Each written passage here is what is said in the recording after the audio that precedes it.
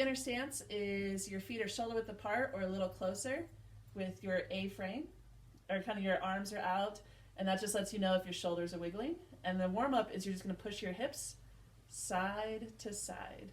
When you do this, try to make sure your shoulders stay steady and we're not wiggling.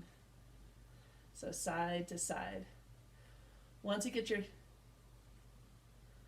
Yes, you can bend your knees a little bit while you're doing this, but you want to keep from really relying on your knees. You want this to be more working the muscles in your ribs and your hips and really pushing those out. You won't get as much push to the side if you keep your knees straight, because when you bend your knees, you can really push it out. But if you keep your knees slightly straight, the motion isn't as big, but it works those muscles, the core muscles, a little bit better. And so yeah, you'll have to use your knees a little bit, but don't over rely on them.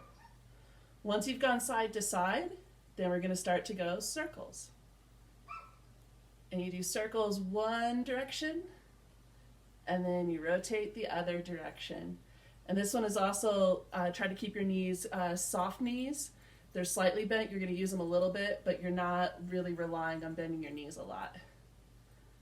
And circles.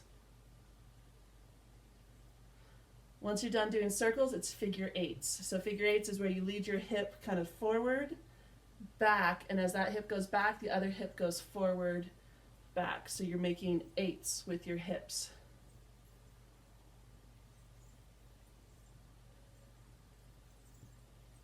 When you do this, you can also kind of lift your hip a little bit. Sometimes people will go up on their toe to make their hip look bigger.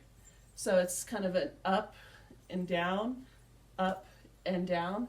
It'll make it look like you have more hips if you're kind of skinnier and narrow hipped. And so it's just an up and down. Or you can soften your knees.